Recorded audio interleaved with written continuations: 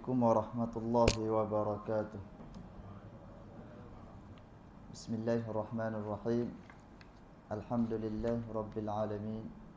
Wassalatu wassalamu ala ashrafil anbiya'i wal mursalin wa ala alihi wa sahbihi ajma'in. Qala rabbi shrah li sadri wa yassir li amri wahlul 'uqdatam min lisani yafqahu qawli. Qalu subhanaka la ilma lana illa ma 'allamtana innaka antal alimul hakim. Asyhadu an la ilaha illallah wahdahu la syarika lah wa asyhadu anna Muhammadan 'abduhu wa rasuluh. Allahumma salli ala sayyidina Muhammad wa ala alihi wa sahbihi ajma'in, amma ba'd. Yang dihormati Tuan Pengerusi, Tuan Imam, Tuan Bilal, ahli jawatan kuasa, Tuan Haji, Puan Hajah, muslimin, muslimat, hadirin hadirat yang dikasihi Allah Subhanahu wa taala. Alhamdulillah, bersyukur kita kepada Allah Subhanahu wa taala dapat sama-sama kita berkumpul pada malam ini. Setelah kita bercuti hampir setahun daripada kuliah, alhamdulillah Allah bagi peluang semula kepada kita untuk kita meneruskan kembali majlis ilmu. Dan insya-Allah pada malam ini kita akan sambung pengajian kita dalam bab fiqh, dan kita akan sambung pada tajuk yang seterusnya, iaitu tajuk istinja. Dan tajuk yang terakhir kita berhenti sebelum ini ialah cara-cara menyucikan najis. Telah diterangkan sebelum ini cara-cara nak menyucikan najis, bagaimana nak cucikan najis mukhaffafah. Kita dah terangkan najis mukhaffafah hanya air kencing bayi ataupun kanak-kanak lelaki yang bawah 2 tahun, yang hanya minum susu ibu saja. Tapi sekiranya kalau dia dah makan, maka dia akan bertukar menjadi najis mutawassithah.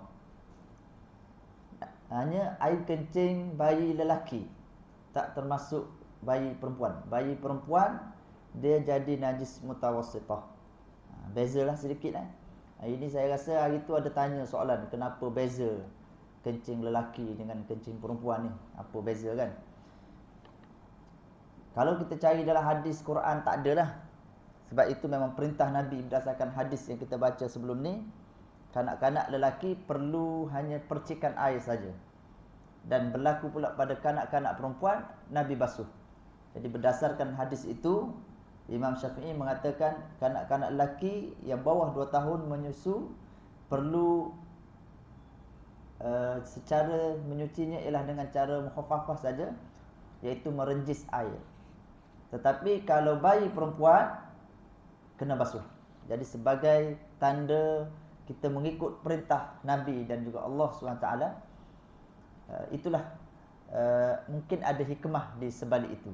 Cuma adalah sebahagian ulama dia buat kajian, kajian perbezaan antara air kencing kanak-kanak lelaki dengan air kencing kanak-kanak perempuan. Kenapa Nabi sebut macam tu?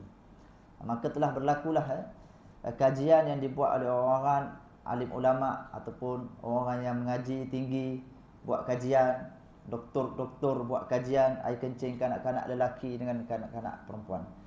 Okay, kalau kita lihat dalam fatwa kebangsaan, antara kajian yang dibuat ialah,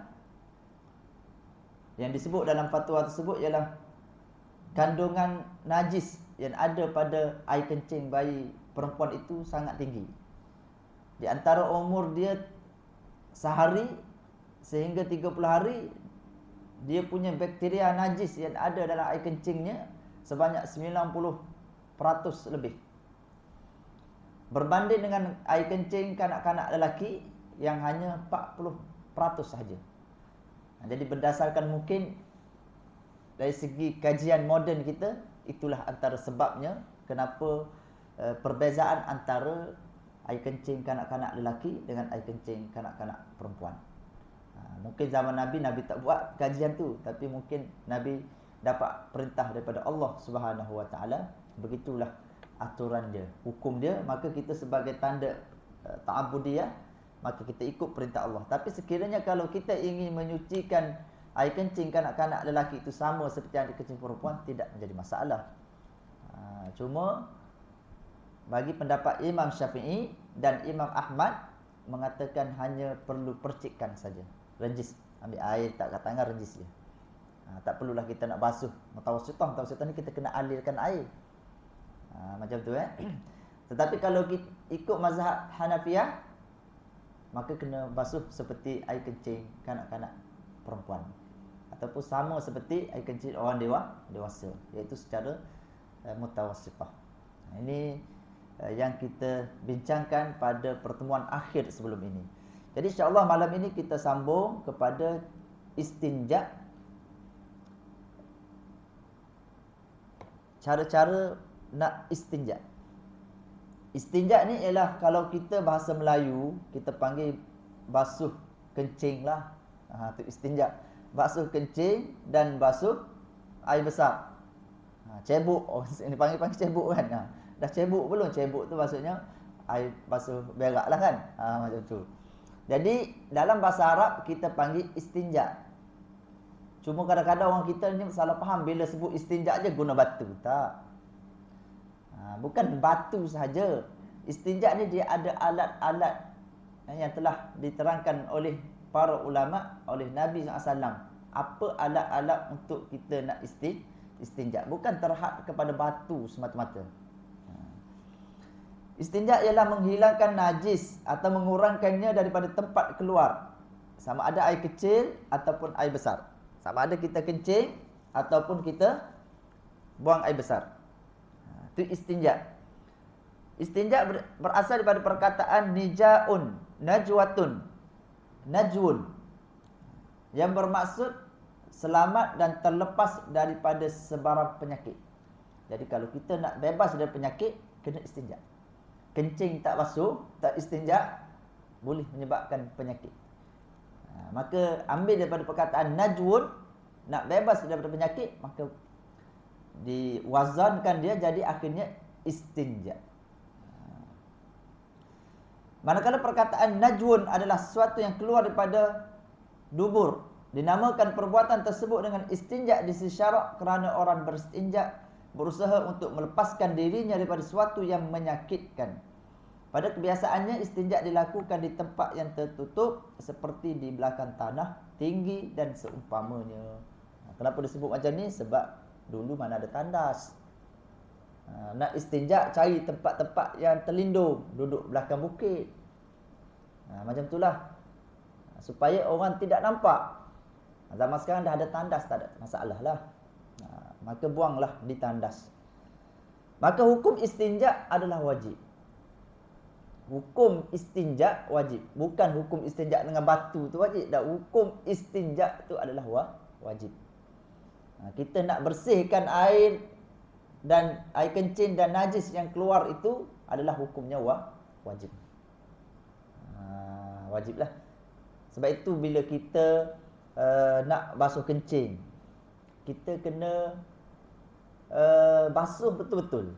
Sebab dalam hadis Nabi kan, ramai orang yang masuk neraka disebabkan kencing. Ramai yang masuk neraka disebabkan kencing. Ramai yang diazabkan di kubur disebabkan kencing. Nabi pernah lalu ke kawasan kubur kan. Maka bila lalu kat kawasan kubur, Nabi kata 2 daripada 3 ni sedang diazab kerana apa? Kerana masalah kencing. Apa masalah kencingnya? Dia kencing tak lawas ke apa? Tak. Masalah kebersihan selepas kencing tu dia tak jaga.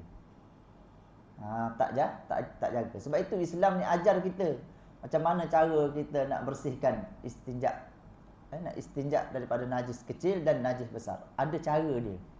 Ada cara.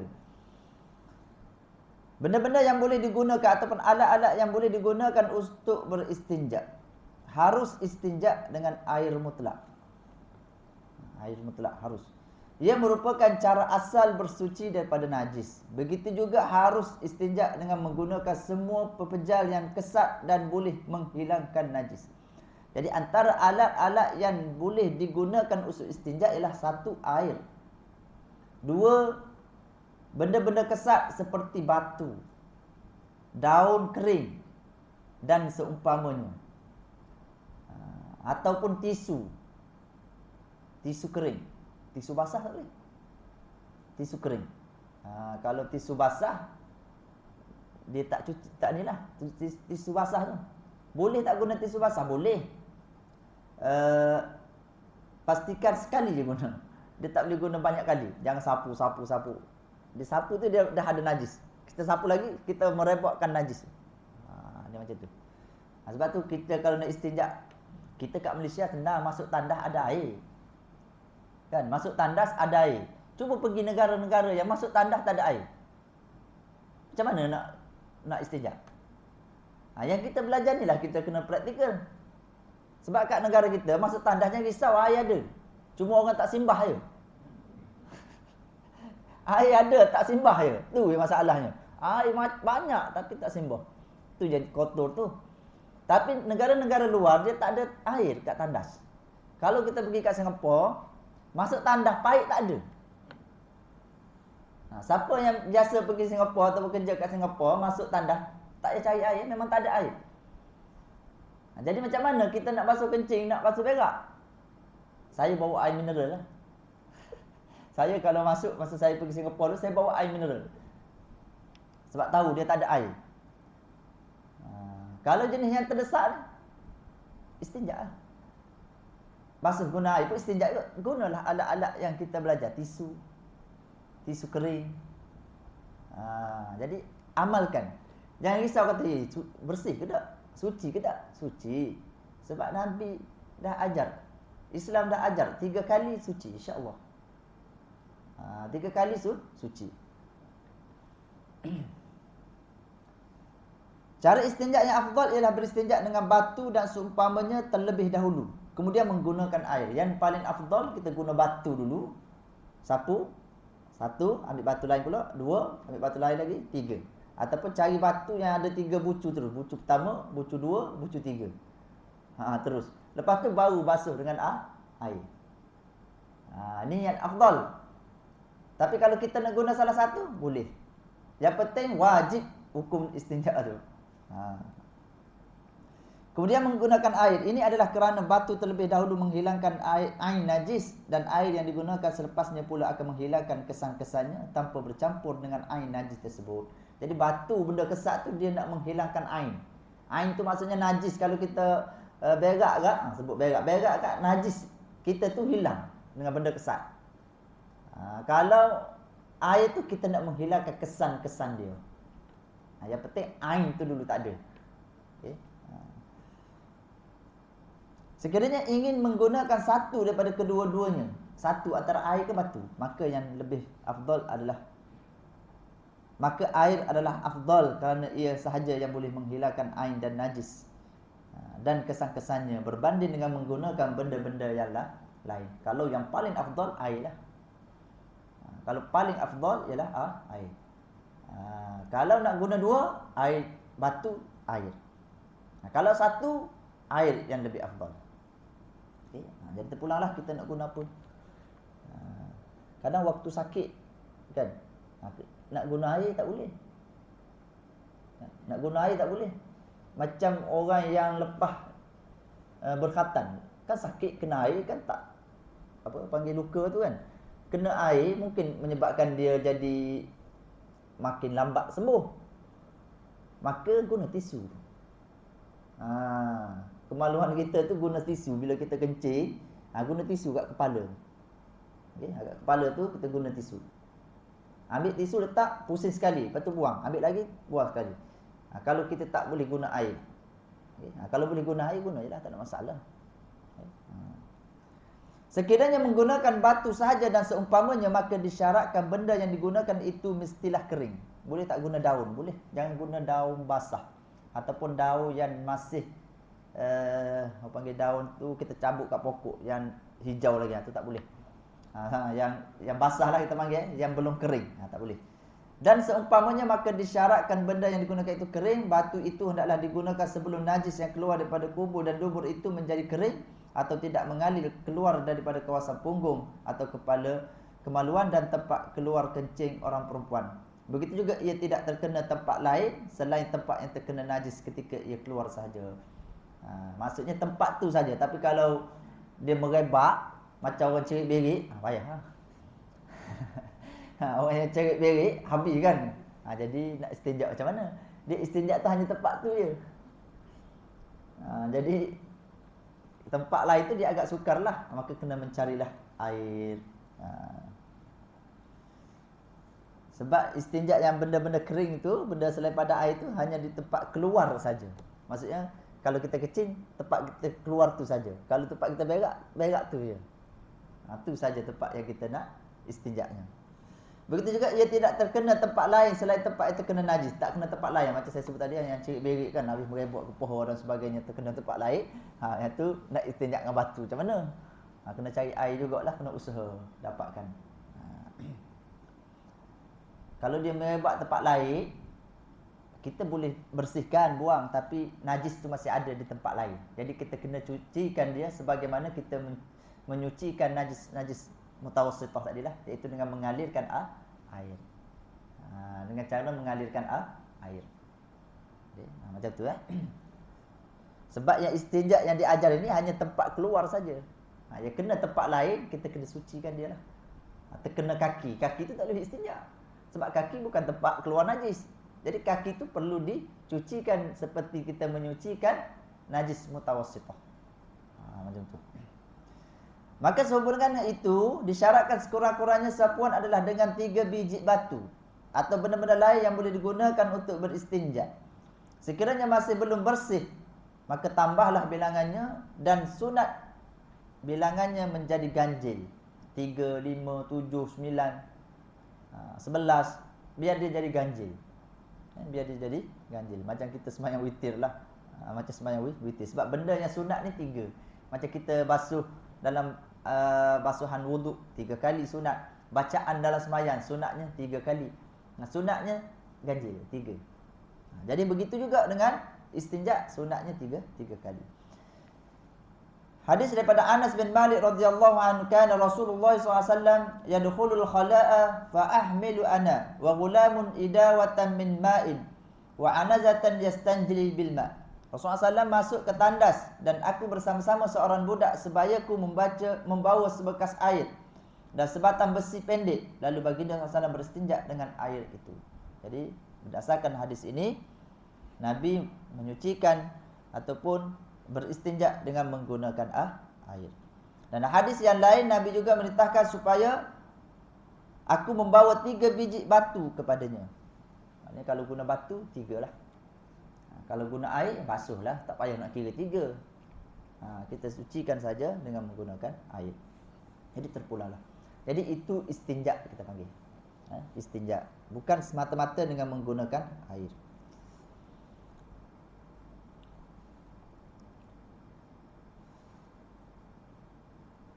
Tidak sah istinja dengan benda-benda najis atau yang terkena najis kerana kemungkinan boleh menambahkan kesan najisnya lagi yang sepatutnya dikurangkan.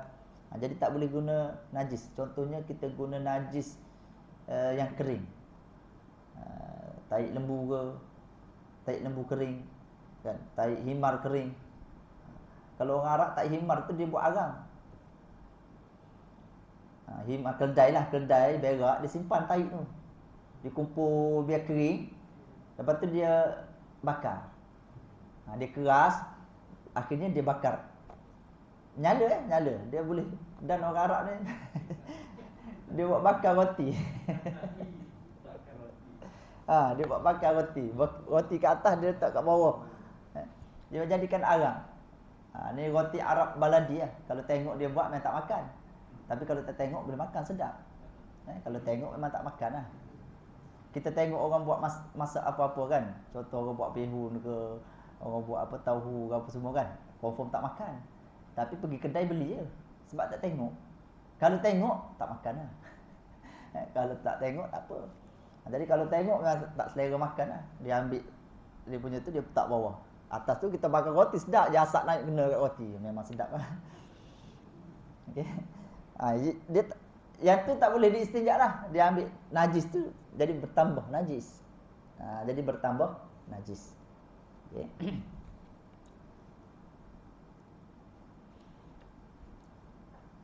Haram juga beristinja dengan menggunakan makanan manusia. Makanan tak boleh. Seperti guna roti.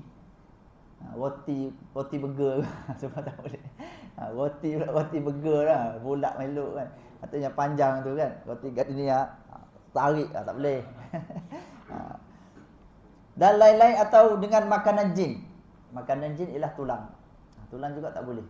Kita ambil tulang untuk sebab dia tak boleh itu. Hal ini berdasarkan hadis daripada Ibnu Mas'ud radhiyallahu an yang bermaksud wakil jin datang kepadaku lalu aku pergi bersama-samanya dan aku membacakan Al-Quran kepada mereka. Ibnu Mas'ud radhiyallahu bercerita lagi, dan mereka itu pun meminta bekalan lalu baginda menjawab, bagi kamu semua tulang binatang yang disembelih dengan nama Allah yang ada di hadapan kamu dan dagingnya lebih banyak.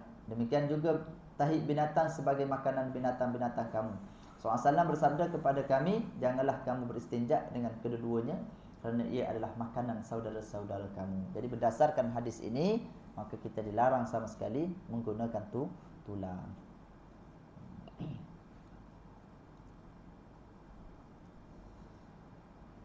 Dikiaskan makanan jin kepada makanan manusia adalah lebih utama, diharamkan beristinja dengannya. Jadi dalam hadis ini sebut makanan jin tulang.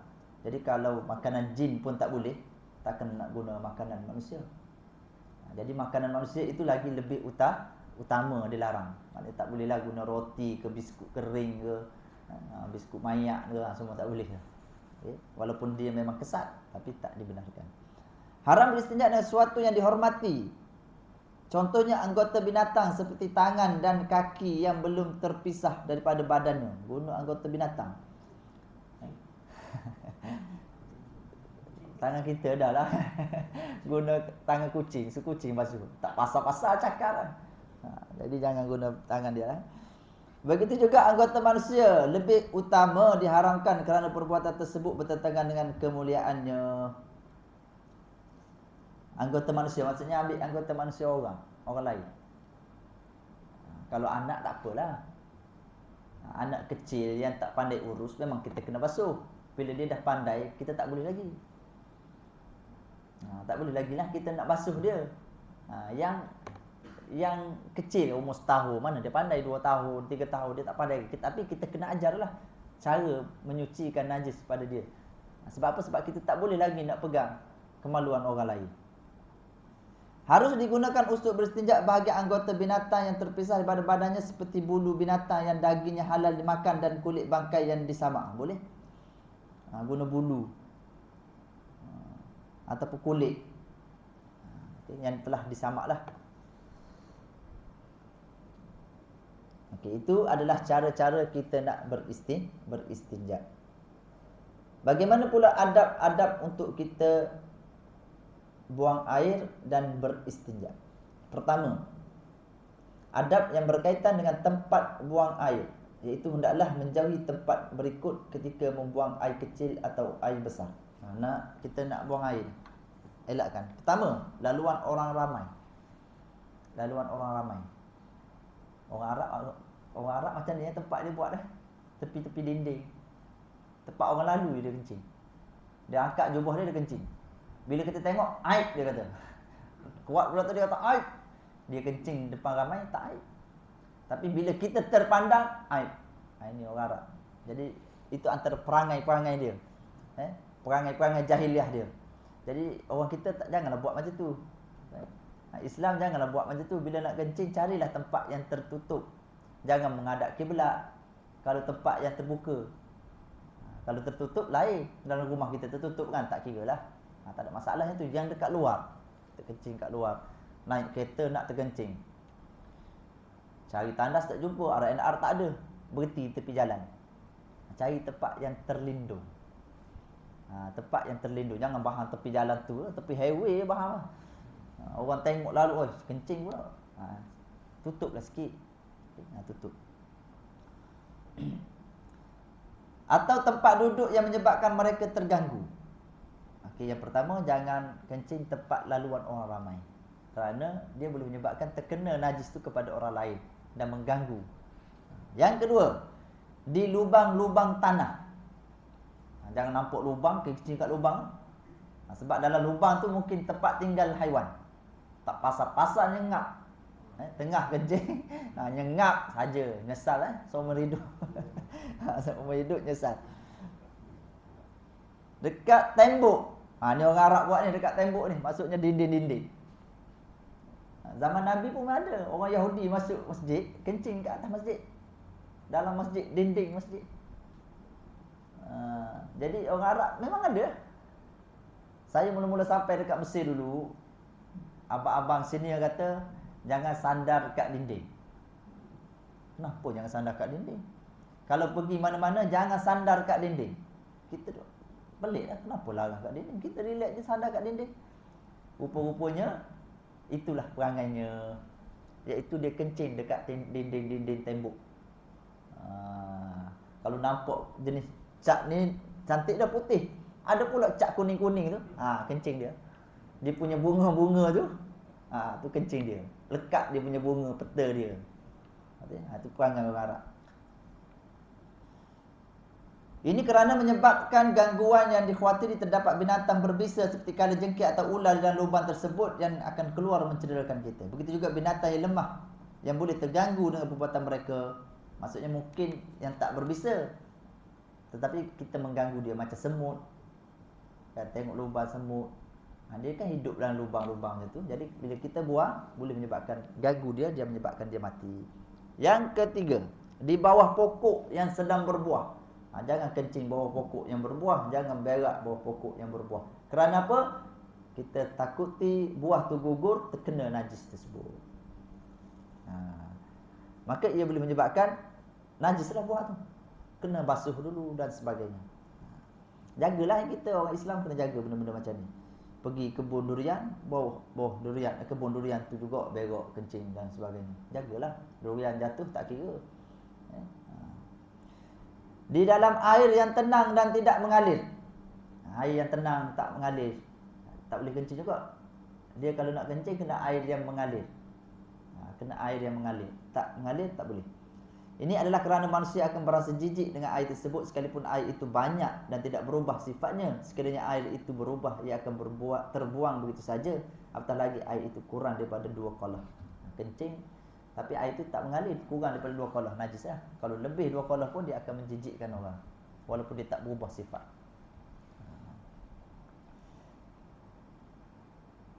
Okey, itu tempat kalau kita nak membuang. Seterusnya, bagaimana cara Nabi ajar dengan cara masuk dan keluar dari tempat buang air. Sunat melangkah dengan kaki kiri. Ni kita tahulah sunat dapat pahala ni. Pahala sunat. Nabi masuk tempat tandas, masuk kaki kiri, keluar kaki kanan. Kerana ia lebih sesuai untuk tempat-tempat kotor dan najis. Jangan membawa tulisan yang tertera nama Allah dan nama-namanya yang lain. Jangan bawa tulisan. Kalau dekat handset ni ada tulisan Arab Allah ke apa, buanglah. Tapi kalau dia duduk dalam, kita tak buka tak apa. Dalam handset kita ni ada aplikasi dia, aplikasi Quran, azan. Mungkin kita buat wallpaper Allahumma salli ala sayidina Muhammad. Kita tutup macam ni tak apalah. Kita tutup, duduk dalam poket tak ada masalah. Tapi jangan masuk tanda. Ayat Quran depan Allah, maksudnya Allah tak boleh. Sebab dia nampak. Bila ternampak, maka tak boleh. Maka perlu ditutup. Ayat Quran pun tak apa, aplikasi-aplikasi itu tak apa. Yang penting jangan buka aplikasi itu dalam tandas. Sebab dia ayat Quran, mulia. Begitu juga sunat membaca zikir-zikir ataupun doa untuk masuk ke tandas. Bacalah doa. Baca doa. Jangan kita main masuk tak baca doa. Dia tempat kotor. Begitu juga bila kita nak keluar, berdoa juga. Haram menghadap kiblat atau membelakanginya ketika buang air sekiranya berada di tempat lapang. Tempat lapang lah macam tadi dah, saya sebut berhenti tepi jalan, tengok kiblat ke mana.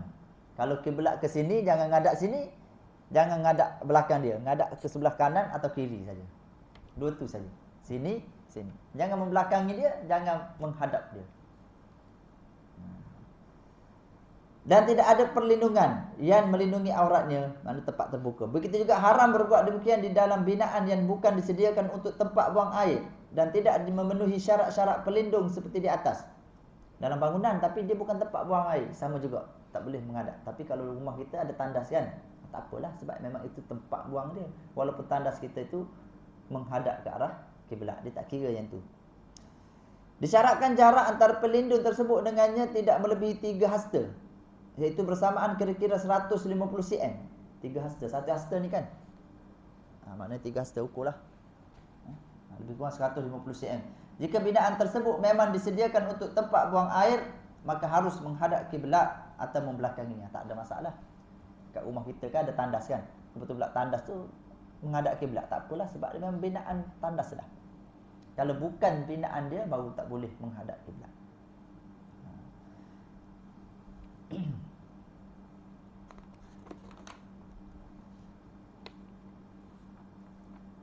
Nabi SAW bersabda, apabila kamu di tempat buang air, janganlah kamu menghadap kiblat atau membelakanginya sama ada ketika buang air kecil atau air besar, tetapi menghadapkanlah ke timur atau barat. Tegangan ini khusus ketika berada di padang pasir yang luas atau di tempat lapang sahaja. Tempat yang tertutup tidak termasuk. Adab ni maknanya perkara-perkara yang perlu kita ikutlah sunnah.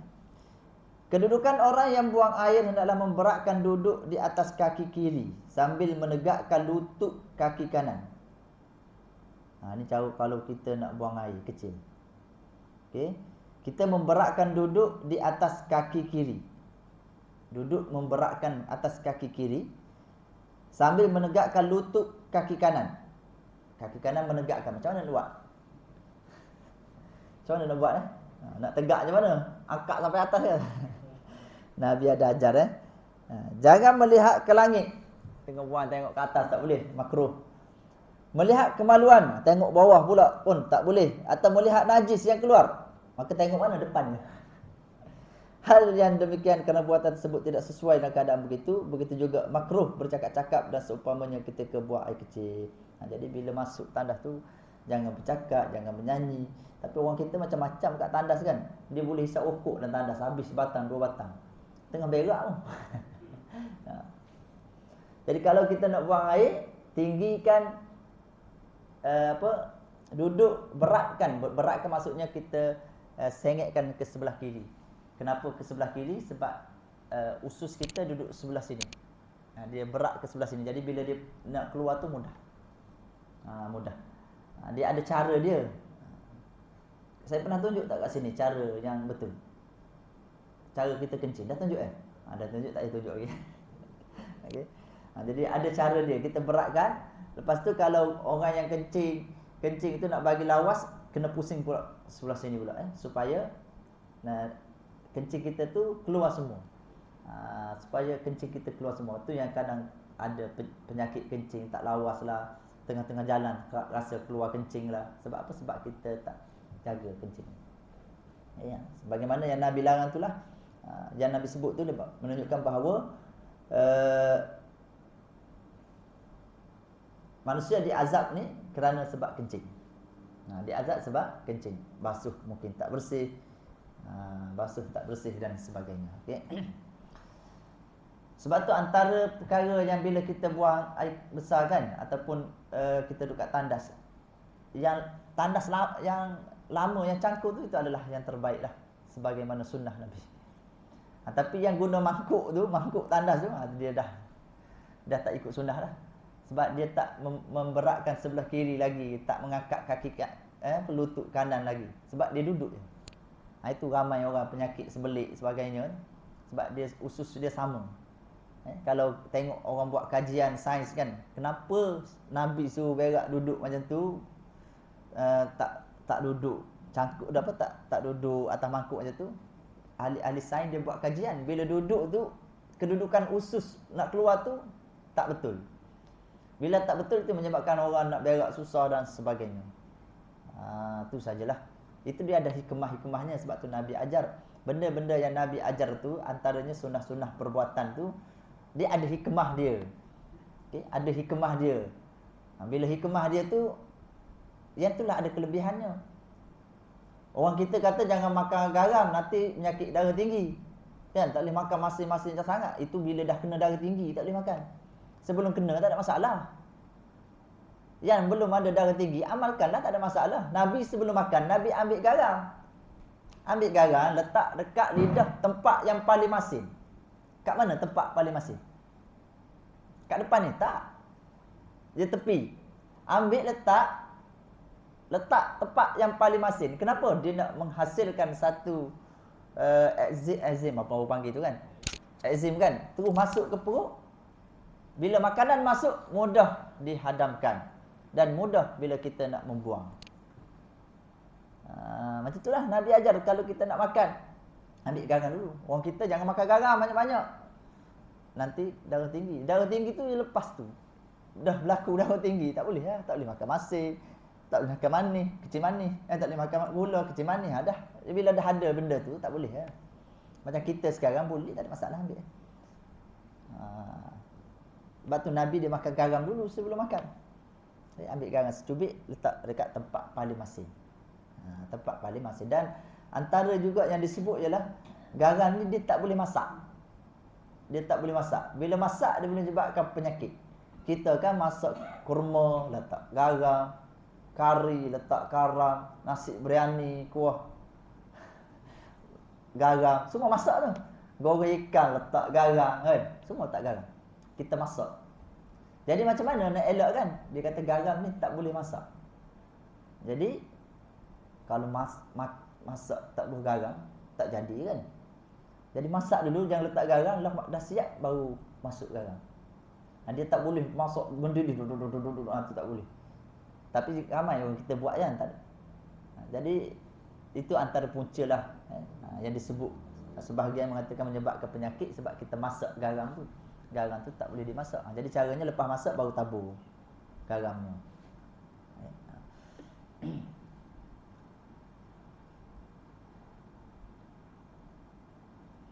Begitu juga tidak boleh makan.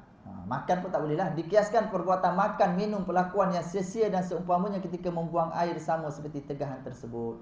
Maknanya sama seperti tak boleh kita nak bercakap. Dikiaskan juga. Sebab cakap pun tak boleh, makan lagi tak boleh. Jangan makan pula. Tengah membuang najis pun nak makan lagi. Tak boleh. Hendaklah beristinja dengan tangan kiri untuk membersihkan tempat keluar najis sama ada dengan air, batu atau seumpamanya. Guna tangan kiri. Kerana cara ini lebih baik. Makruh beristinja dengan tangan kanan sebagaimana makruh menyentuh kemaluan dengannya. Sekiranya perlu memegang kemaluan untuk bersihkannya dengan batu atau pepejal yang lain, maka hendaklah memegang batu tersebut dengan tangan kanan tanpa menggerakkannya. Sementara tangan kiri memegang kemaluan dan menggerakkannya untuk membersihkan tempat keluar najis. Bagi yang tak ada tangan kiri, bolehlah guna tangan kanan. Ini bagi yang ada, elakkan. Okay. Hal ini berdasarkan hadis daripada Qatadah. Iza bala ahadukum fala ya'khuzanna zakaruhu biyaminihi wala yastanji biyaminihi. Bila seorang daripada kamu buang air kecil, janganlah memegang kemaluan dan beristinja dengan tangan kanan. Maksudnya tegahan ini adalah makruh saja. Dia tidak membawa kepada haram. Tapi tegahan ini adalah makruh saja.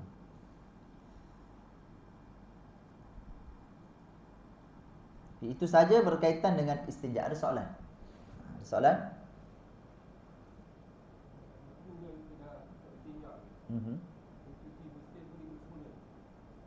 Bersihkan semula batu tu, boleh. Kalau bersihkan semula. Kalau tak bersihkan, tak boleh, ada najis kat situ. Batu yang kita dah guna, lepas tu kita bersihkan, simpan. Tak ada masalah. Boleh. Jadi kalau kita pergi jalan ke, musafir ke, mana-mana, kita bawa lah. Kalau nak bawa batu berat kan, maka kita bawa tisu lah, tisu kering. Tisu kering itu boleh dah. Tisu kering ni kita lipat-lipat di kertas. Kita lipat, lepas tu kita buat macam ni lah. Okay. Buat macam ni, sekali je pusing, buanglah, ambil tisu lain pula. Jangan pusing, jangan tak boleh. Dia banyak kali tak boleh. Dia letak je sekali. Kalau tisu kita letak, kita pusing, dah cukup. Tak, janganlah pusing banyak kali. Letak cukup. Soalnya kita nak buang benda tu, dah tak. Kalau kata kita guna tisu kering,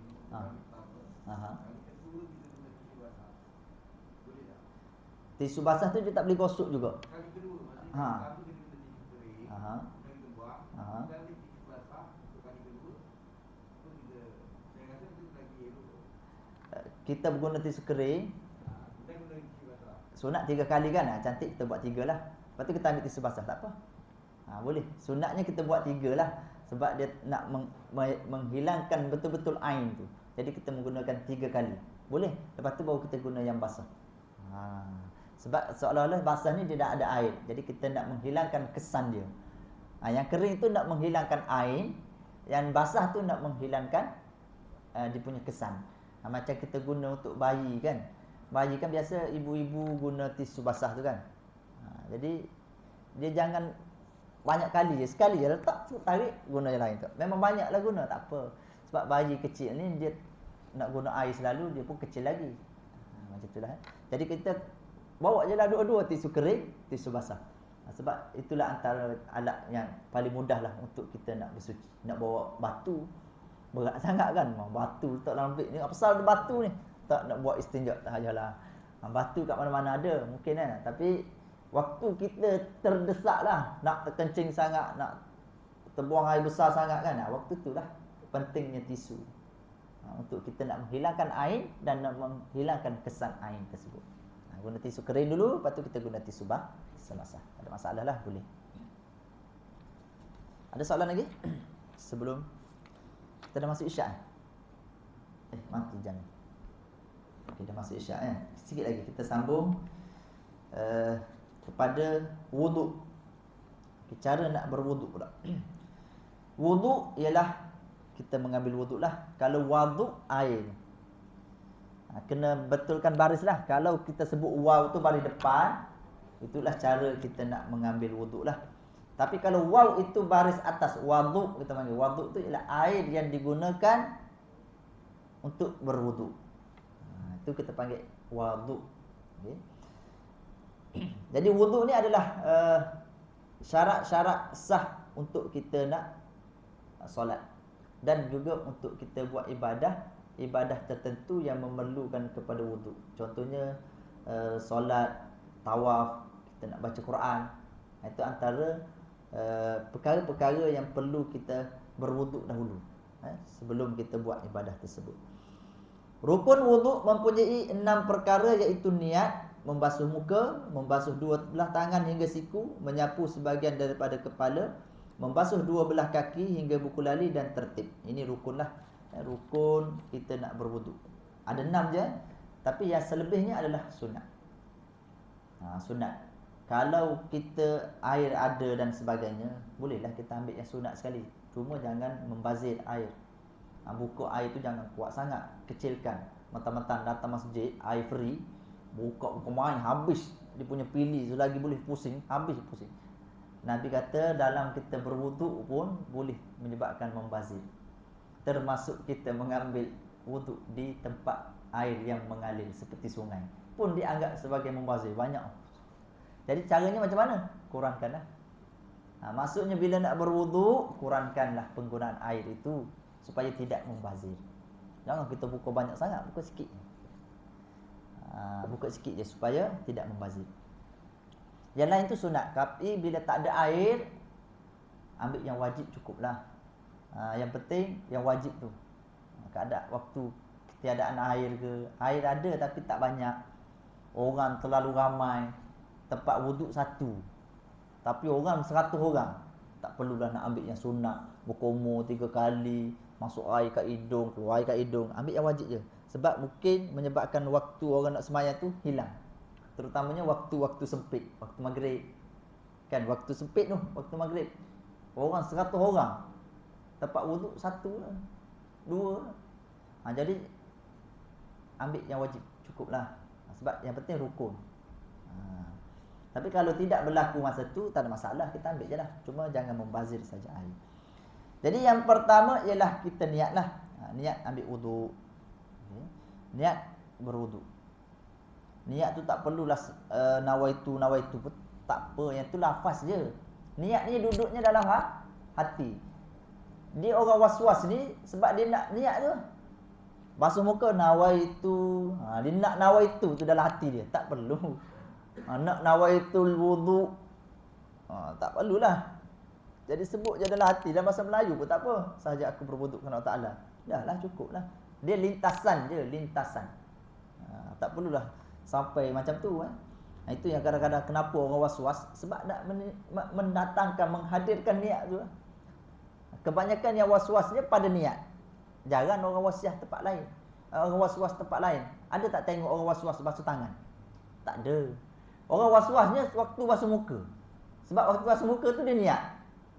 Begitu juga dengan sembahyang. Yang orang was-wasnya waktu takbir. Allah, tak jadi. Allah, tak jadi lagi. Bila nak jadi tak tahu kan. Allah, Allah, Allah. Sebab apa? Sebab dia nak menghadirkan niat tu. Sedangkan niat tu hanyalah lintasan saja dalam hati. Lintasan.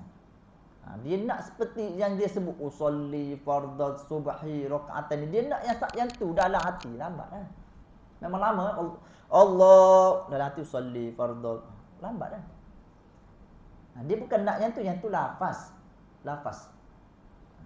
Lafaz saja. Lafaz ni harus je. Harus sebut. Bukan sunat, harus menyebut lafaz. Nah, lafaz tu macam-macam. Sekali baca dalam buku ni, lafaznya macam ni. Baca dalam buku, lafaznya macam ni. Maknanya lafaz tu para ulama saja meletakkan sebab mengikut kaedah bahasa Arab. Yang penting Nabi sebut niat. Kan? Sebab tu dia sebut sini lafaz niat. Lafaz tu dekat mulut. Yang niat rukunnya ialah niat. Dia bukan rukunnya ialah lafaz niat. Rukunnya ialah niat, bukan lafaz niat. Lafaz tu adalah harus saja.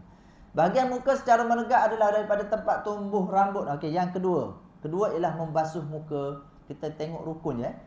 Jadi muka ni ialah tempat tumbuh rambut secara menegak dari tempat tumbuh rambut hingga bahagian bawah dagu, manakala secara melintang pula adalah dari cuping telinga hingga ke telinga. Jadi bila kita basuh muka tu daripada atas ni lah sampai ke bawah dagu. Jangan basuh ala kadar je. Buat macam ni pun makruh Kita pukul muka, ambil air kita campur. Makruh. Hukumnya makruh, mencampakkan air, memukul air di muka. Justru wajib membasuh kesemua yang ada di atas bahagian muka, termasuk luar dan dalam bulu, kening, misai dan janggut, kecuali janggut yang tebal yang tidak nampak bahagian dalamnya. Memadailah dengan membasuh luarnya sahaja. Jadi kalau ada banyak janggut ke misai kan, kena gosoklah sikit. Takut tak kena kat kulit. Ketiga, membasuh dua belah tangan. Okey, tak masalah. Siku ialah sendi di antara bahagian lengan dengan pangkal lengan dan termasuklah antara gota yang mesti dibasuh ketika berwuduk. Sekiranya dia tak ada tangan dia terputus, maka perlu tak dibasuh? Perlu. Tangan tak ada, yang ada sini je. Jadi dia tetap kena basuh. Basuhnya apa? Basuh hujung tu je. Basuh kat ujung tu lah. Ambil air, letak, basuh. Dia dalam Quran sebut fagsilu wujuhakum. Fagsilu, basuh muka. Kan? Muka kena basuh lah, maknanya kena ambil air basuh. Wa aydiyakum ilal marafiq, dan basuh tangan. Basuhlah. Boleh alirkan ataupun kita tak nak alirkan, kita letak air kat sini. Kalau air tak ada, kita letak kat sini, kita letak. Yang penting jangan angkat tangan. Bila kita ambil air, letak, sapu. Sapu tak apa. Dia jangan angkat kena ambil yang lain. Macam itulah. Okay, kalau kita nak guna air, guna spray ke kan, waktu sakit kita guna spray. Kita ambil spray dekat tangan, letak, sapu. Jangan angkat spray lagi. Dia jangan angkat tangan. Okay. Kalau angkat seolah kita menggunakan air yang sama. Air sama itulah. Jadi tak boleh dah, kita kena guna air lain. Jadi sapu. Sebab tu orang dulu air secawan ni cukup dah untuk ambil wuduk. Kalau bagi kat anak-anak kita setawan ni tak cukup. Satu baldi belum cukup lagi nak ambil wuduk. Tapi kenapa orang boleh ambil? Sebab dia guna sikit je. Tak, dia sapu, basuh. Dia tak angkat. Bila dia angkat, dia ambil lagi sikit. Sapu lagi. Okay? Begitu. Kemudian wajib meratakan basuhan ke semua bulu dan kulit sekiranya terdapat kotoran di bawah. Okey, ini yang seterusnya ialah itulah tangan hingga siku yang ketiga tadi.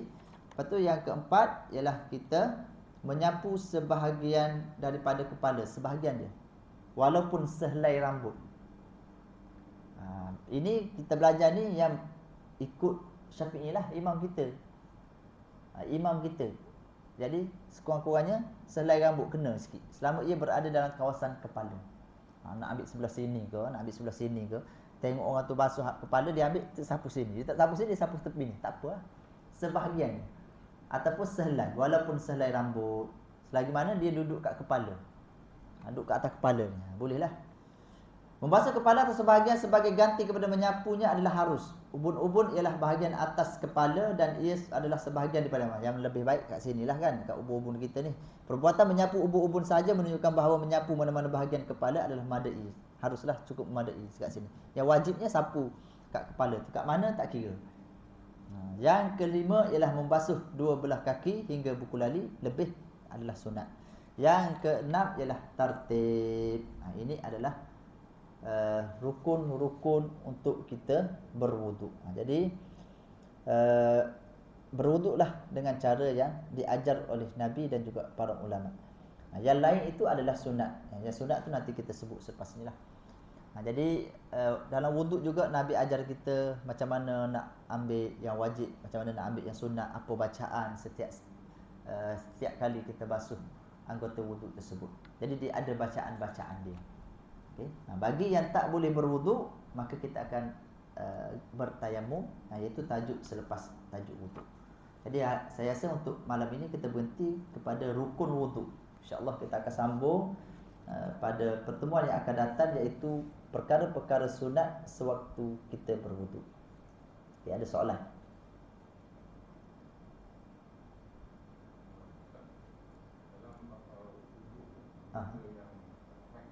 Kaki.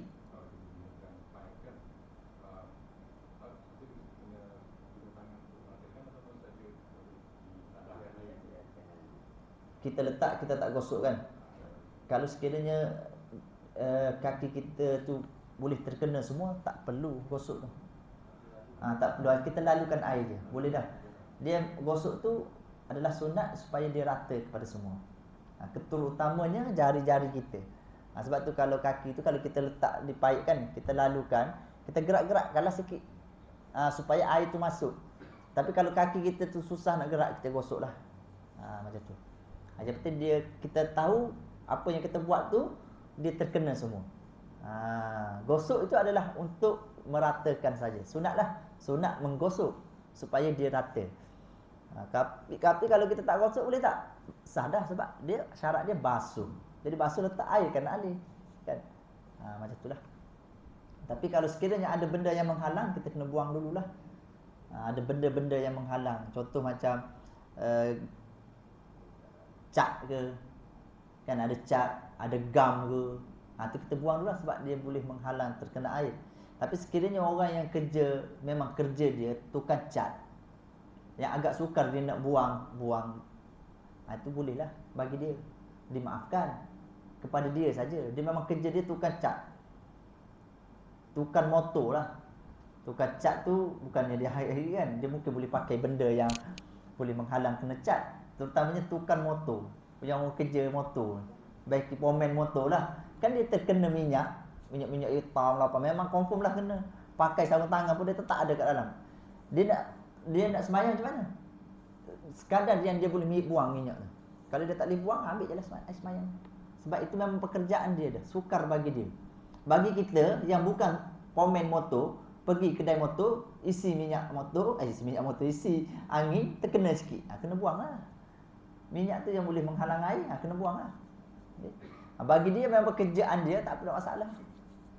Macam orang kerja sembelih kan, darah kan adalah najis, tak boleh semayang dalam keadaan baju darah tu najis. Tapi bagi dia tukar sembelih, agak sukar, lepas ni nak sembelih lagi, nak salin baju lagi, jadi agak sukar, waktu tu boleh lah bagi dia. Kalau ada sikit-sikit, dimaafkan. Bagi dia sajalah, kita tak boleh. Sebab darah. Jadi yang penting bila kita ambil wuduk tu, pastikan tempat yang kita nak berwuduk itu tidak menghalang air. Kalau kepala, rambut kita tidak boleh mewarna lah, warna-warna yang diharamkan. Maksudnya bukan menggunakan benda yang dihalalkan dalam Islam, seperti guna inai tak apa. Rambut kita warnakan tapi guna inai, boleh. Tapi kalau kita menggunakan alat-alat yang mewarna, yang kita tak tahu kesahihannya, sama ada dia suci ke tidak, maka elakkan. Kerana ia boleh menyebabkan tidak menyukarkan untuk kita berwuduk dan juga mandi wajib. Itu saja. Jadi elakkan yang itu saja. Okey, ada soalan lagi? Kalau tak ada, insya-Allah kita berhenti kat sini. Kita sambung pada pertemuan yang akan datang berkaitan dengan hukum fiqh, bab fiqh dalam bab berwuduk, insya-Allah. Itu saja. Yang baik itu datang daripada Allah Subhanahu Wa Taala, yang daripada kelemahan saya. Kita tutup dengan doa tasbih kafarah dan juga surah Al-Asr. A'udzubillahi minasyaitonirrajim. Bismillahirrahmanirrahim. Allahumma fa'na bima 'allamtana wa 'allimna ma yanfa'una wa zidna 'ilma warzuqna fahman wasi'an bi rahmatika ya arhamar rahimin. Allahumma arina al-haqqa haqqan warzuqna ittiba'ah wa arina al-batila batilan warzuqna ijtinabah. Rabbana atina fid dunya hasanah wa fil akhirati hasanah wa qina adzabannar. Sallallahu alaihi wasallam Muhammad wa ala alihi wa sahbihi ajma'in walhamdulillahi rabbil alamin. Subhanakallahumma wa bihamdik asyhadu an la ilaha illa anta astaghfiruka wa atubu ilaik. Bismillahirrahmanirrahim. Wal 'asr innal insana lafi khusr illa allazina amanu wa 'amilus solihat wa tawassaw bil haqqi wa tawassaw bis sabr. Assalamualaikum warahmatullahi wabarakatuh. Tapi sebelum tu kita kena on